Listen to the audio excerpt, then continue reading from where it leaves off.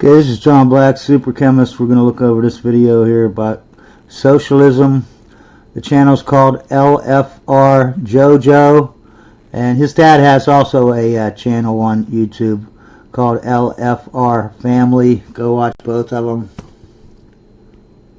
In the hospital, we don't have like x-ray machines or CT scans. Doctor just literally rubbed my belly and said, you might have appendicitis. And they just opened me up that day without any painkiller.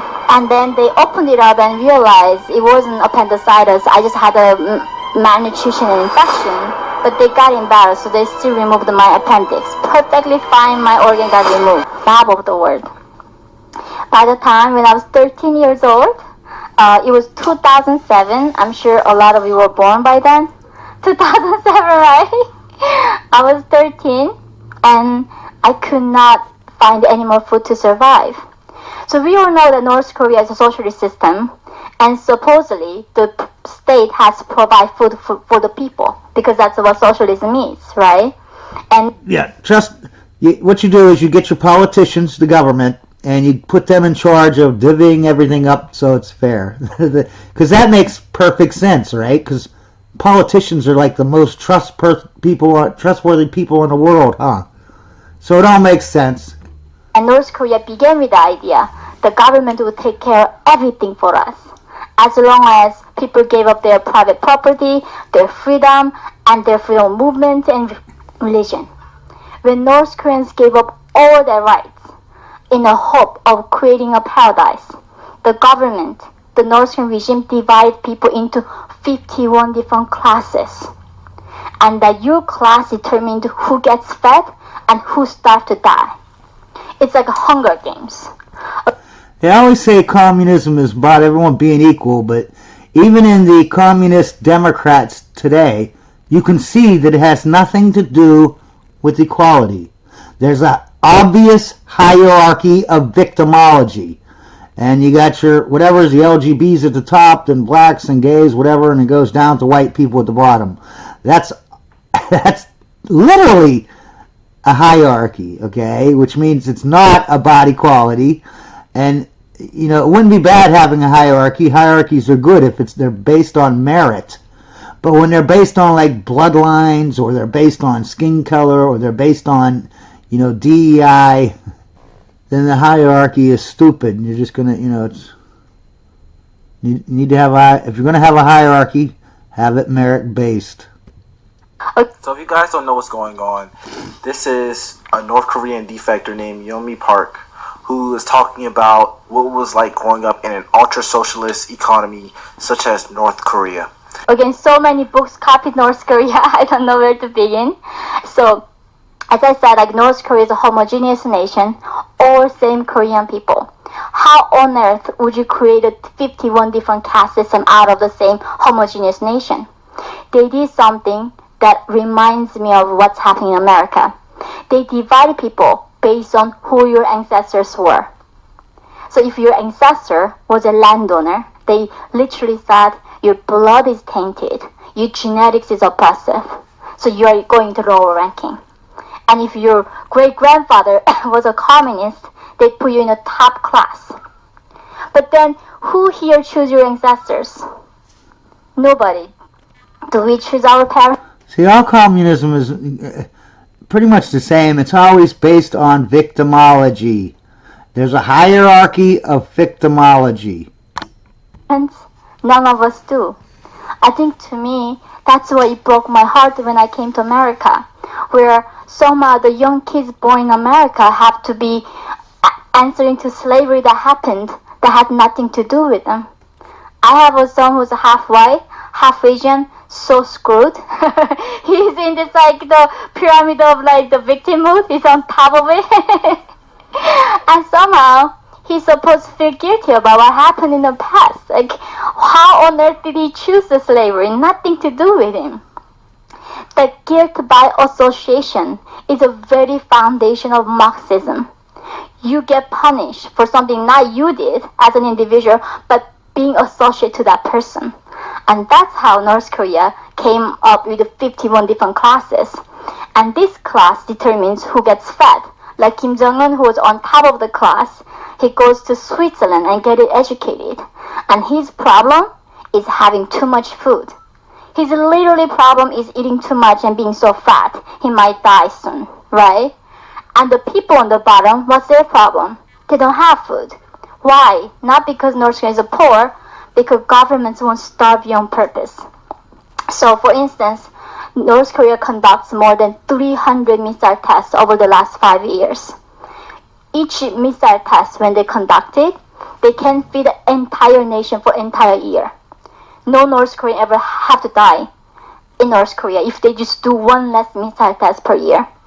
But they starve us because if we are constantly starving, we don't have time to think about how many genders are there, right? We don't have time to think about the meaning of life. And in some sense, when I came to America, I realized also not having problems can be a problem because you're creating problems out of thin air. But North Korea, your constant survivor and thought occupies your mind is finding next meal. There's a statistic going around that says blue states are richer than red states and blue states have more degrees than red states, and this is why blue states tend to be more liberal. And months ago, I took a different perspective on this, and I'm going to relate it back to what she's saying. When you don't have any problems, you tend to create problems. And since red states tend to be poor, since they don't have money, red states traditionally focus on much more serious issues. And that's just a perspective. If I'm wrong, let me know. Meaning that they focus on the economy, they focus on their meals, they focus on things like that. In blue states, like she's saying or referencing, focus on much more, I like to call them first world problems. And that's kind of where we're getting at now. People who struggle, people who really live life and they have to fight and give for everything that they have, that nothing is handed to them, they understand the bitterness, the resentment of what it's not like to have enough money to feed your family or not enough money to feed yourself. Your lights are about to get cut off. They understand the struggle of having a kid or a sibling who works super hard but nothing's given to them. They understand that. And that's kind of where it really upset me in the past, where I've noticed people in affluent environments, a lot of the issues that they focused on were just first world issues. When you have people who are starving, you have people who are homeless and hungry. They don't want you to send them computers. They don't want you to send them TVs when they have no electric. They have no internet. That's what the rich do. That's the kind of things they do. What gives you the audacity to focus on anything else?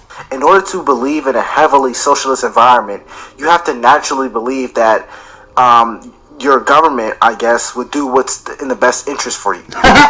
That's the belief, the fundamental belief. And she's saying that in North Korea, that backfired. And that led to a poor class and a higher class. And when you're already struggling, it's hard to focus on believing that the government will do what's best for you if they haven't done what's best for you. But a lot of, I guess, liberal towns or rich people automatically believe that because they've never had that struggle. And I think that's a very profound point that she's making. But let's continue. So I grew up, the fanciest meal I ate was whenever I found grasshoppers. In the season of harvest, there are a lot of grasshoppers. And don't worry, it's really good for your body. Look at me. And I was eating dragonflies, a lot of plants. And now I live in New York City, so many of my friends are vegans and telling me how we need to eat insects to save planet. Like, I did my portion. You guys do your part now, right? But in North Korea, March is known as a season of death. Because think about it, you saved a lot of things in the fall, so you might have enough dried plants survive in the winter time. Spring is not yet enough plants or bugs coming out. So most of the countries, when they go experience starvation, March is a time when most of people die. And that is the time when I couldn't find any more food. Luckily, as I said, I was living in the border town. And at night time, I saw lights came from China across the river. And I thought, if I went where the lights were, I could find a bowl of rice. without this simple just idea that led my sister at the time was 16 years old escape North Korea first before me. I wanted to go with her, but I couldn't because I had a horrible stomach sickness. So my mother took me to the hospital. And you would imagine this is a socialist healthcare system where everything is free, right? In the hospital, we don't have like X-ray machines or CT scans. Doctor just literally rubbed my belly and said, "You might have appendicitis," and they just opened me up that day without any painkiller. And then they opened it up and realized it wasn't appendicitis. I just had a malnutrition and infection. But they got embarrassed, so they still removed my appendix. Perfectly fine, my organ got removed. Appendicitis, I just had a malnutrition and infection. But they got embarrassed, so they still removed my appendix. Perfectly fine, my organ got removed. So don't worry, when I go back, I'm going to sue these doctors. This sounds like literal torture. She's been literally tortured. And honestly, this sounds like a real reality of her situation. This sounds like a real reality of what can happen in an ultra-socialist environment. And let's just focus on healthcare specifically. Places like neurosurgeons, cardiac, what do they call it? Cardiovascular surgeons, stuff like that.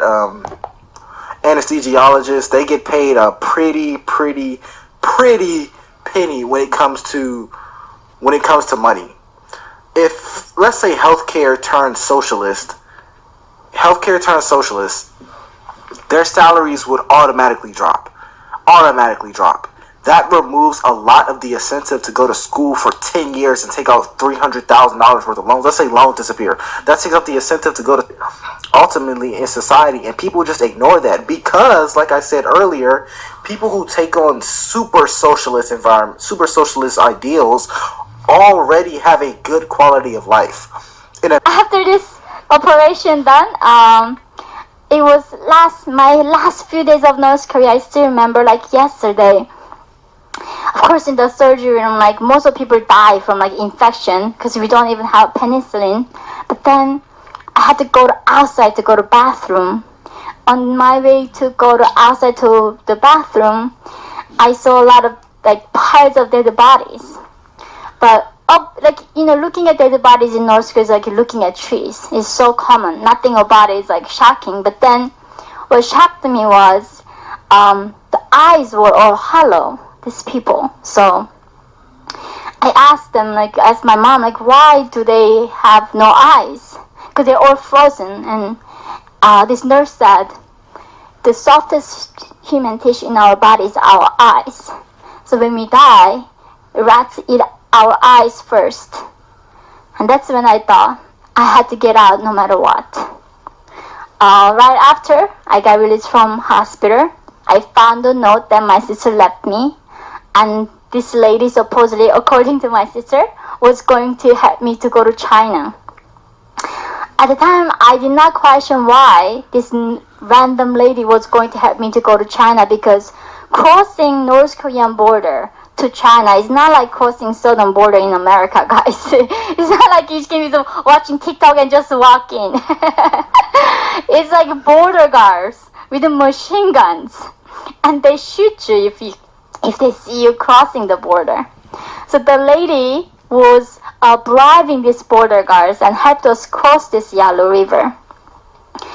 As soon as I crossed the Yalu River into China, I learned why this lady was helping us, because she sold us as sex slaves to Chinese people. China also lived under the Communist Party, had this policy called the one-child policy. Government literally determined how many kids each family can have. So they decide only per family one child. And this policy caused so many Chinese people abort girls. And then now there are 35 surplus men cannot find wives. So Chinese Communist Party don't want this young angry men start revolution. So what are they gonna do? They're going to appease them with North Korean girls by letting them to sell us as sex slaves.